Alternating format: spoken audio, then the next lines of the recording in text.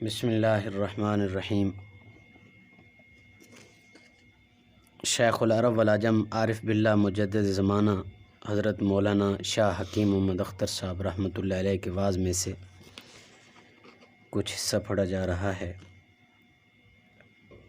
زندگی کا ایک ایک لمحہ حیات بہت قیمتی ہے۔ ہر وقت اللہ کی مرضی کو سامنے رکھو، ایک ایک سانس سوچو۔ جب آنکھ بند ہو جائے گی تب میری بات کی قدر کرو گے، مگر اس وقت تمہیں کچھ فائدہ نہیں ہوگا۔ جب سانس بند ہونے لگے گی تو موت کے فرشتے عزرائیل علیہ السلام کو اگر کہو گے کہ یہ 1,00,000 روپے لے لو اور ایک سانس مجھے اور جینے دو، ایک دفعہ سبحان اللہ کہنے دو، تو اس وقت موقع نہیں ملے گا۔ ربی لولا اخرتنی الی اجل قریب فاصدق واکن من الصالحین ولن یؤخر اللہ نفسا اذا جاء اجلها واللہ خبیر بما تعملون۔ جیتے جی ایک مرتبہ سبحان اللہ اور ایک مرتبہ اللہ کہنے کی قیمت دیکھو کہ کیا ہے۔ حضرت سلیمان علیہ السلام کا تخت اڑا جا رہا تھا، جو 1 مہینے کی مسافت صبح طے کرتا تھا اور 1 مہینے کی مسافت شام کو طے کرتا تھا۔ وَلِسُلَيْمَانَ الرِّيحَ غُدُوُّهَا شَهْرٌ وَرَوَاحُهَا شَهْرٌ۔ 1 مہینے کی کتنی مسافت ہوتی ہے؟ جتنی روزانہ ایک آدمی پیدل چلے۔ فقہا نے 8 کوس کی اوسط لکھی ہے، یعنی ایک آدمی روزانہ اوسطاً 14 میل پیدل چلتا ہے، تو اس حساب سے 1 مہینے کے 840 میل بنتے ہیں، اور شرعی میل انگریزی سے بڑے ہوتے ہیں، لہٰذا صبح و شام کی مسافت ملا کر روزانہ 1000 میل کا سفر طے کرتا تھا روزانہ، اور ان کے تخت پر 6 لاکھ کرسیاں ہوتی تھیں، جس پر انبیاء اور آپ کے صحابہ بیٹھے ہوتے تھے، اور ان پر پرندوں کا سایہ ہوتا تھا۔ اللہ تعالیٰ چڑیوں کو حکم دیتے تھے کہ پر سے پر جوڑ کر میرے پیغمبر سلیمان علیہ السلام کے تخت پر چھا جاؤ، تو ایک امتی نے یہ تخت اڑتے دیکھ کر کہا سبحان اللہ لقد اوتی آل داود ملکا۔ اللہ نے حضرت داؤد علیہ السلام کے بیٹے کو کیا سلطنت دی ہے۔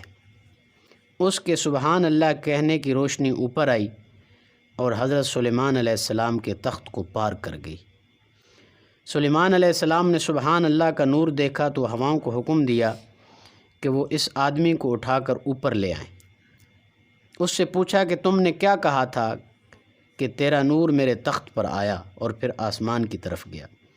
اس نے کہا کہ میں نے سبحان اللہ کہا تھا کہ اللہ تعالیٰ کی کیا شان ہے کہ آپ کو اتنی شاندار سواری دی ہے۔ تخت سلیمانی کی شان دیکھ کر سبحان اللہ کہا تھا، تو آپ علیہ السلام نے فرمایا لَتَسْبِیحَةٌ وَاحِدَةٌ يَقْبَلُهَا اللَّهُ تَعَالَى خَيْرٌ مِّمَّا أُوتِیَ آلُ داود۔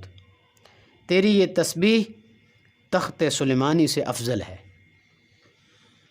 بتاؤ 6 لاکھ کرسیاں جن پر پیغمبر اور صحابہ بیٹھے ہیں، اس کی کیا شان رہی ہوگی۔ علامہ علوسی رحمۃ اللہ علیہ اور علامہ قاضی ثناء اللہ پانی پتی رحمۃ اللہ علیہ اپنی تفسیر میں لکھتے ہیں کہ حضرت سلیمان علیہ السلام اشراق پڑھ کر بیت المقدس سے چلتے تھے اور کابل میں عشاء پڑھتے تھے، درمیان میں آرام بھی کرتے تھے۔ استخر کوئی ایک مقام تھا، وہاں کھانا وغیرہ کھاتے اور قیلولہ بھی کرتے تھے۔ تو اس لیے عرض کرتا ہوں کہ اگر اللہ تعالیٰ مجھے اور آپ کو توفیق دے دے تو صرف 1 مرتبہ اللہ کہنے کا جو انعام ہے اس کو دونوں جہان نہیں پا سکتے۔ اب جس مومن کو 1 مرتبہ اللہ کہنے میں اتنا مزہ نہ آئے کہ وہ اسے زمین و آسمان، چاند اور سورج اور بادشاہوں کے تخت و تاج سے افضل نہ سمجھ رہا ہو، تو سمجھ لو کہ ابھی تک اس کے دل پر اللہ تعالیٰ کے اپنے نام کی مٹھاس کا انکشاف نہیں فرمایا اللہ نے۔ سوچو تو کہ دنیا کتنی بڑی ہے، جو اللہ اتنی بڑی دنیا میں سارے عالم کے گنوں میں رس پیدا کرتا ہے، جس سے سارا عالم شکر سے اور شربت سے آج بھرا ہوا ہے، تو خود ان کے نام میں کیا اثر ہوگا۔ وہ دنیا اور دونوں جہان کی نعمتوں کا خالق ہے، اور اسی نے دونوں جہان کی نعمتوں میں لذت بخشی ہے۔ ہماری زبان خراب ہے، ہمارے گناہوں کا ڈبل نمونیا اور شہوتوں کا ملیریا چڑھا ہوا ہے، جس کی وجہ سے ہمیں اللہ کے نام میں لذت محسوس نہیں ہوتی۔ وگرنہ اگر آج علاج کرائیں، تزکیہ نفس کرا کر پھر محبت سے اللہ کہیں، پھر دیکھیے انشاءاللہ تعالی اللہ کے نام کا مزہ آپ بھی پا جائیں گے۔ اس لیے میں عرض کرتا ہوں کہ بھائی کچھ اللہ کا نام لینا شروع کر دو۔